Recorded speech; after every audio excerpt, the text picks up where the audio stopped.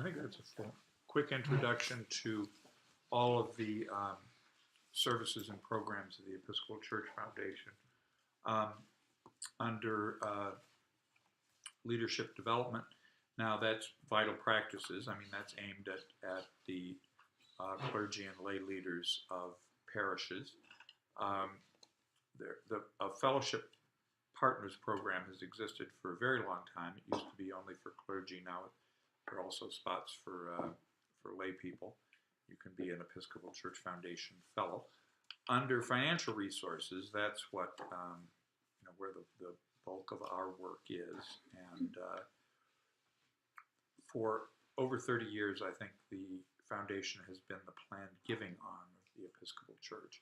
So there are lots and lots of planned giving resources. And what we try to do anytime we do a capital campaign is to try to either get a planned giving program started. Do you know, the prayer book doesn't say a word about capital campaigns, although I guess it assumes that money is raised for buildings because there's a service for the dedication of a new church. It doesn't say anything about annual giving, pledging, except it does sort of assume people are giving money every week because it says something about the gifts of money being placed on the altar in the rubric. But the prayer book mandates a planned giving program. 446? 445. Very good.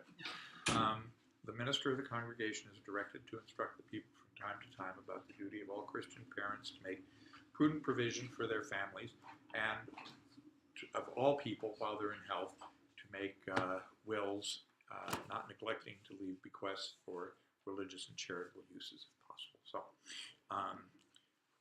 and well, I mean, I don't know. Claire said that there were a number of deaths of longtime parishioners this past year. I guess some of them had remembered Christ Church in their will, right? Gladys Dempsey did. Okay. We had life insurance. Good, her. right? That's an easy way to do it. I have not had anything.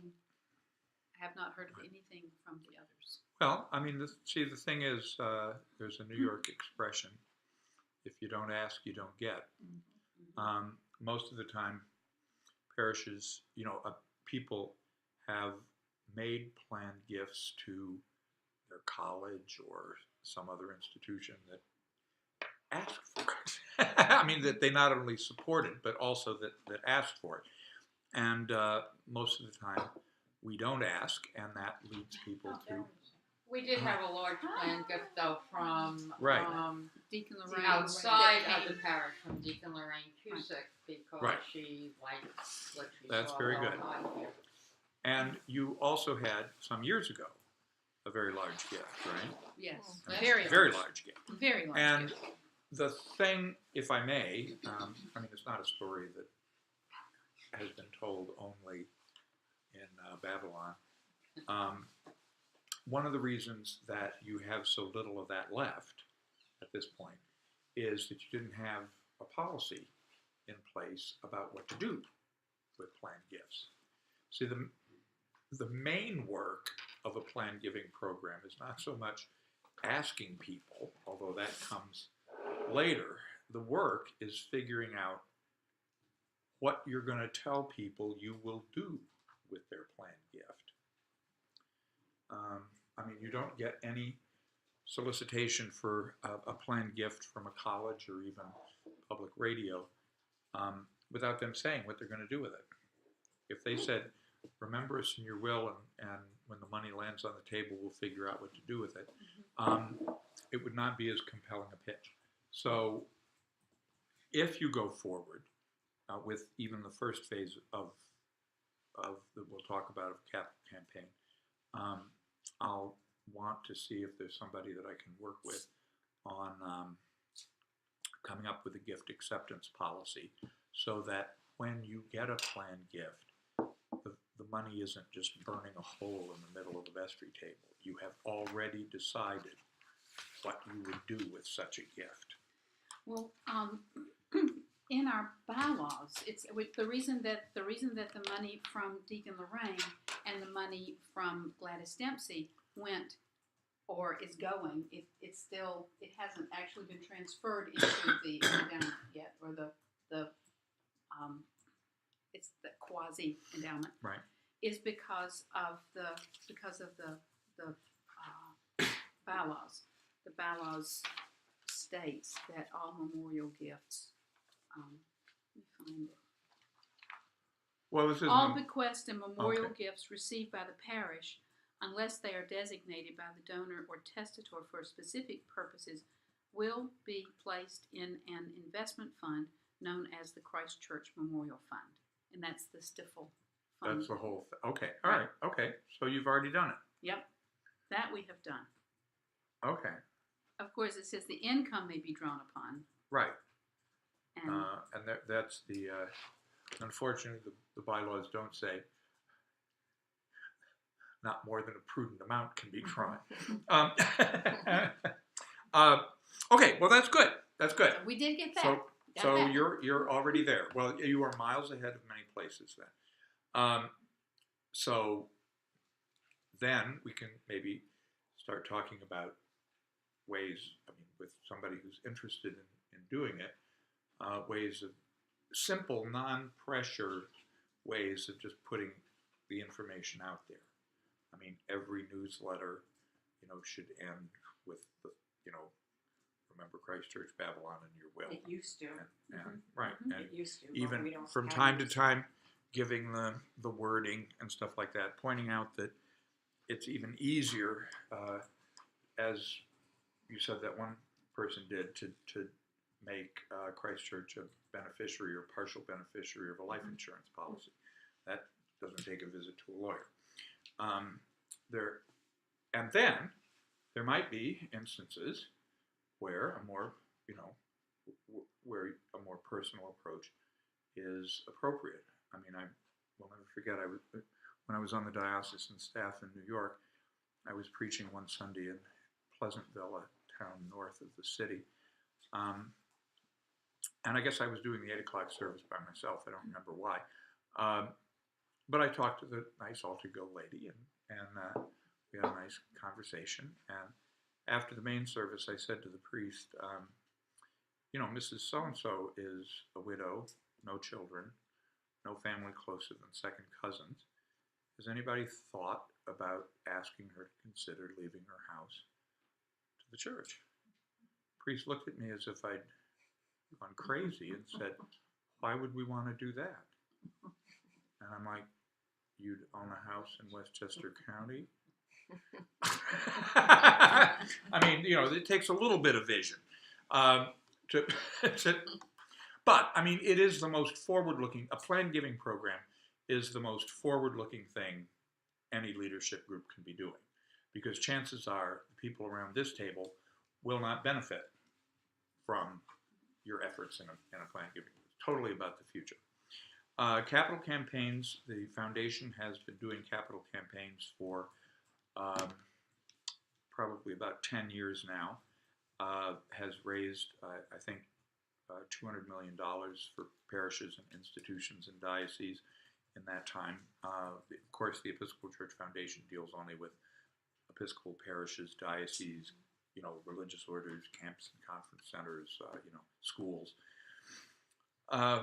And another thing that we've been doing for a long time that kind of can go along too with the planned giving effort is the foundation will manage any parishes or any diocese investments. The fee structure is extremely attractive. Actually, you have a number of very attractive, if you don't know what the fee structure of the investment accounts that you have is, you owe it to yourself to find out. Usually a manager charges sometimes it's more with a smaller account, so I don't know. But it's usually about 1% that's charged, annual 1% that's charged quarter by quarter. Both the foundation and the Diocesan Investment Fund of the Diocese of Long Island have very sophisticated, a lot of money under management, very sophisticated asset allocation model that you can't really replicate with $250,000. And does the fact that the screen goes blank mean she can't see me anymore? Or they can't? We have to tap it every now and then. Okay, Still there, Jerry. Still there. all right. That's good. Hi. Hello there. Excuse me. That's all right. What do you want? Come sit by me. This. Great. You want to sit here, Bob? No, you know what? 1 minute. I'm going to sit over here. Okay. I prefer. Thank you. Here's a. Okay.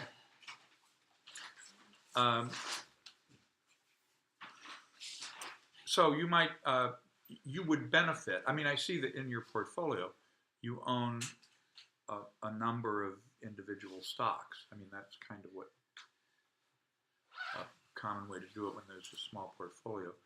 If you were part of a $200 million pool, you know, you'd be able to have a much broader array of assets and allocation models and stuff. I mean, and you would just be buying into their model, whether it's a diocesan program or the Episcopal Church Foundation. Well, that's similar if you worked in a corporation. What? Similar if you work in a corporation.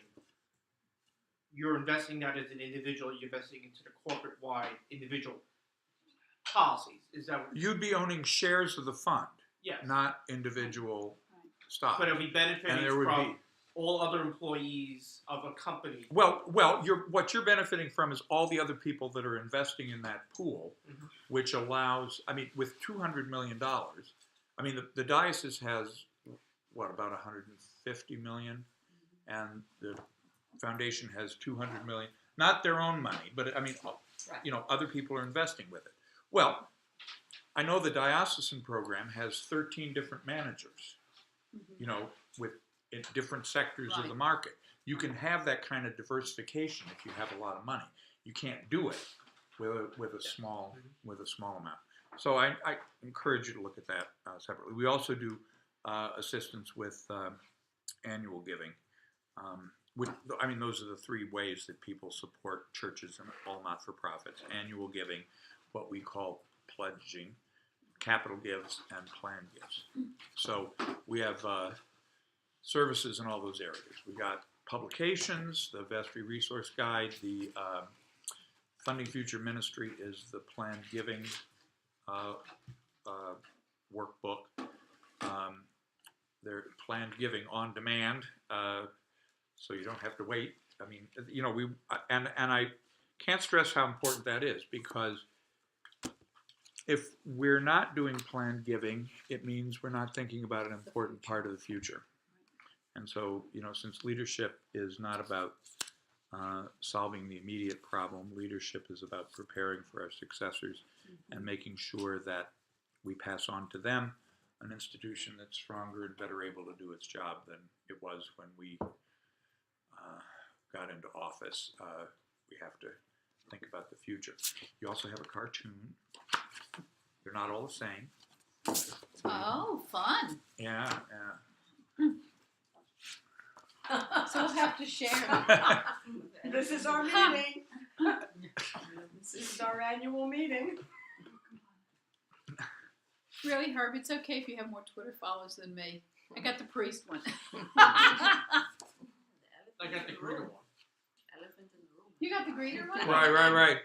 Do you remember that there was a New Yorker cartoon a couple of weeks ago that shows this very small living room with a couple sitting on a couch and an elephant taking up the rest of it, and the caption was, "Actually, it's all we ever talk about."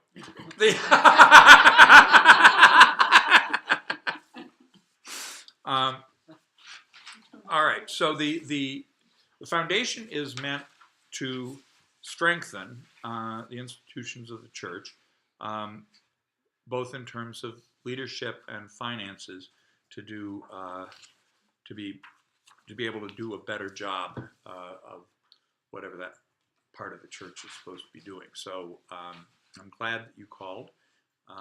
the foundation, and